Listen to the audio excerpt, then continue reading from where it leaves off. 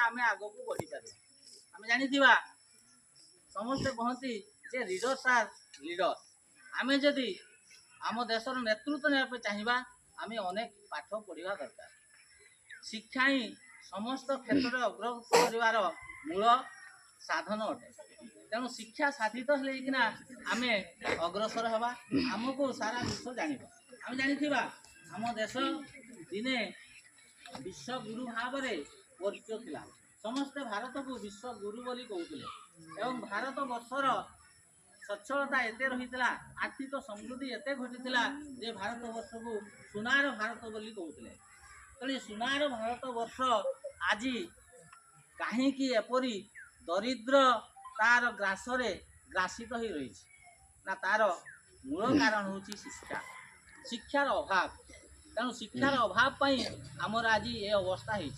तेणु जहाँ भी हो वर्तमान सरकार आज समाज समस्त वर्गर समस्त जाति धर्म निर्विशेष समस्त क्षेत्र में रही बसवास करुवा समस्त छोट छोट पिला मानकर शिक्षार पाई गुरुत्व देउछन।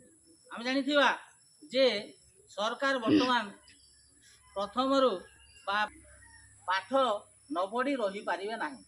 तेणु यही प्रकार सरकार आईन मध्य करछंती एवं पाठ पढ़िवा बयस रे पिला जेपरी घरे बसी न रहू किमा कौनसी क्षेत्र से काम करिकिना जीवन यापन न करू बा रोजगार रे से न लागू, पाठ पढ़िवा बयस रे से पाठ पढ़िबो। तेणु सब प्रकार सुविधा सुजोग सृष्टि करछंती।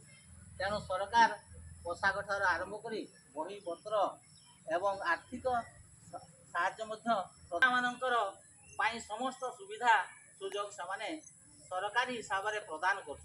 तेणु सरकार एते चिंता करवा समय आमर कौन कर्तव्य रही ना, आमे समाज को जागृत करवा जे कौन सी पिला तुम सांग साथी भाई भौणी कौन रही पाठ पढ़ार वंचित होती विद्यालय को जाऊना तांको आमे पाठ पढ़ार भावना सृष्टि करवा।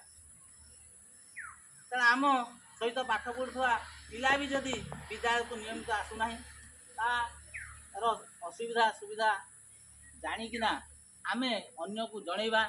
आमर विद्यालय शिक्षक शिक्षयित्री समस्ते अछंती तांको आमे अवगत करवा जनई देवा जे कौन पाई पिला से घरे रही तार असुविधा कौन अच्छी। तेणु से असुविधा को दूरीभूत करने आमे प्रयास करवा, ताहले से पिला निश्चित भाव में विद्यालय को आसीबो एवं पाठ पढ़िबो। तेणु पाठ पढ़ा बयस में आम निश्चित भाव पाठ पढ़ा गुरुत्व दिया। तेणु कौन सी बालिका मध्य शिक्षार वंचित रहिबो नाही।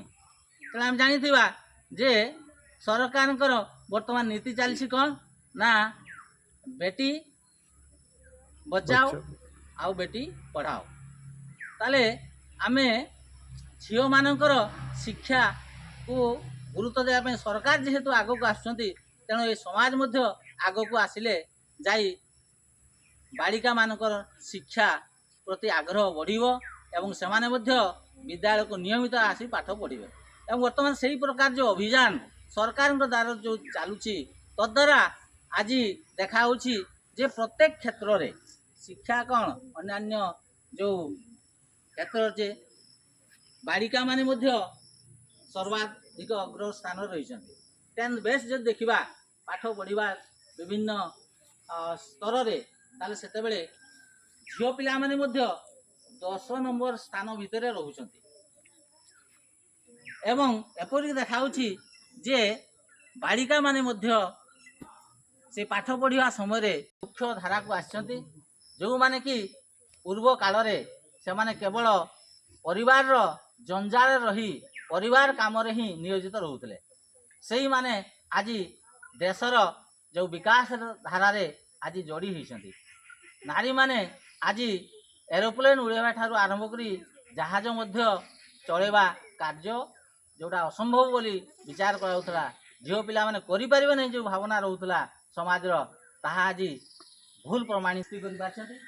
तेणु पुओ पिला माने जतिकी सक्षम झील पिला माने मध्य सेतिकी सक्षम यही प्रकार भावना आम भितर सृष्टि करिवार रही एवं तदनुसार आमको কাମ କରିବାର ଅଛି। ବର୍ତ୍ତମାନ ଦେଶର ସାମ୍ପ୍ରତିକ ଯେଉଁ ପରିସ୍ଥିତି ଆମେ ଯଦି ଦେଖିବା, ବିଭିନ୍ନ ଖବରକାଗଜ ହେଉ, ପତ୍ରପତ୍ରିକା ହେଉ, ଟିଭି ନ୍ୟୁଜ୍ରେ ହେଉ, ଯେତେବେଳେ ଆମେ ଦେଖିବାକୁ ପାଉଛୁ ସବୁ କ୍ଷେତ୍ରରେ ତାହେଲେ ଦେଖାଯାଉଛି ଯେ ଗୋଟିଏ ଚର୍ଚ୍ଚା ଚାଲୁଛି ଯେଉଁଥିରେ କି ଭ୍ରଷ୍ଟାଚାର।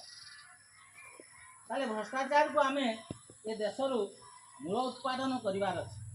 ଏ ଭ୍ରଷ୍ଟାଚାର ପାଇଁ ଆମ ଦେଶ ସୁନାର ଭାରତରୁ ଆଜି ତଳିତଳାନ୍ତ ଗୋଟିଏ ଦେଶ, ଅବହେଳିତ ଦେଶ ଭାବରେ, ଆଜି ଅନଗ୍ରସର ଦେଶ ଭାବରେ ଆଜି ବିଶ୍ୱରେ ପରିଚିତ ହେଉଛି।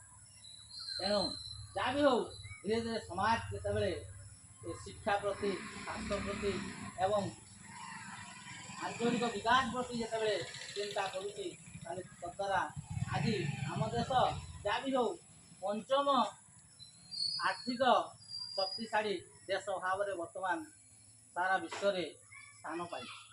ତେଣୁ ଏହି ଦେଶର ଯେଉଁ ଅଗ୍ରଗତି ଯେଉଁ ଚାଲିଛି, ସେ ଧାରାକୁ ଆମେ ଅକ୍ଷୁଣ୍ଣ ରଖିବା ପାଇଁ ହେଲେ ଶିକ୍ଷା ହେଉଛି ମୁଖ୍ୟ କାମ, ମୂଳ ମନ୍ତ୍ର ହେବା ଦରକାର ଆମର। ତାହା ମାଧ୍ୟମରେ ଆମେ ବିକଶିତ ହୋଇପାରିବା।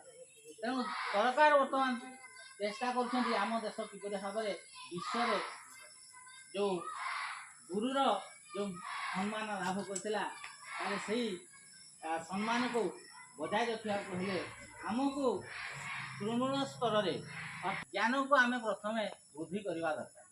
ତେଣୁ ଆମେ ସେଇଟାକୁ ଯଦି ଚାଲୁ ରଖିବା, ତାହେଲେ ଧୀରେ ଧୀରେ କ'ଣ ହେବ ନା ପରିବାରର ସମସ୍ତେ